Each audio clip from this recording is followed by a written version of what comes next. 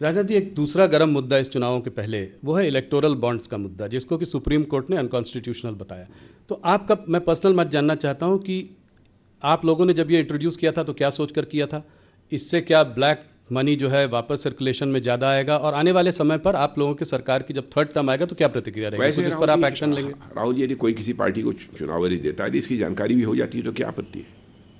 ये बुरी बात है?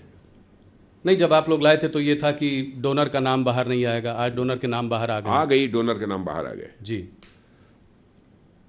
तो नहीं, क्या कैश होगा? कैश जनरेशन ज़्यादा होगा, अब लोग जो है कैश देंगे। अब देखिए, भविष्य बतलाएगा कि हम लोगों ने जो ये स्कीम लागू की थी, जी। बांड की स्कीम, वो कितनी सही थी, ये समय बतलाएगा। तो आपका पर्सनल मानना क्या है कि इससे इससे आपने जब सोचा था तब आप लोगों ने यही कहा था कि इससे ब्लैक मनी जो है, जो ज़्यादा है, वो एक ट्रांसपेरेंट जिस हद तक पॉसिबल है ट्रांसपेरेंट प्रोसेस आपने डालने की कोशिश की थी। यह भी एक हमारी सोच थी। जी। और दूसरी चीज़ ये बताइए, मैं आपसे पूछना चाहता हूँ कि कहा जाता है कि इलेक्टोरल बॉन्ड किसका है, किस कंपनी के द्वारा दिया गया है, किस कैपिटलिस्ट के द्वारा दिया गया है, इसकी जानकारी होनी चाहिए। कल तो कोई यह भी कहेगा किसने किस पॉलिटिकल पार्टी को वोट दिया है, इसकी भी जानकारी दी जानी चाहिए। क्या इसे आप स्वीकार करेंगे? कोई भी देश जहां पर हेल्दी डेमोक्रेसी होगी इसको स्वीकार करेगा कि कोई अपना मत किस पॉलिटिकल पार्टी को दे रहा है, किस व्यक्ति को दे रहा है, इसका भी डिस्क्लोजर होना चाहिए। जी नहीं, ये स्वीकार नहीं करेगा, मगर ये मुद्दा थोड़ा अलग है इस मायने में कि लोगों का ये मानना है कि ऐसा भी हो सकता है, जो कि ऑपोजिशन कह भी रहा है, कि करीब 4,000 करोड़ रुपए इलेक्टोरल बॉन्ड जो खरीदे गए, वो रेड्स होने के बाद 14 कंपनीज पर रेड हुआ, रेड होने के तुरंत बाद इलेक्टोरल बॉन्ड्स खरीदे गए।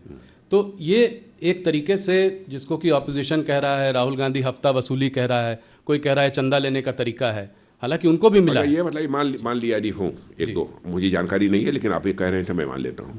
लेकिन क्या ये कर देने के कारण उनके केसेज बंद हो गए?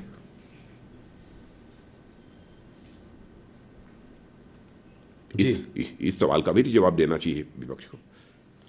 तो आप कह रहे हैं कि वो केसेस चलते रहेंगे, उसका कनेक्शन नहीं है? हाँ, बहुत सारे ऐसे मामले होते जिनके ऊपर चार्जेज रहते हैं जी।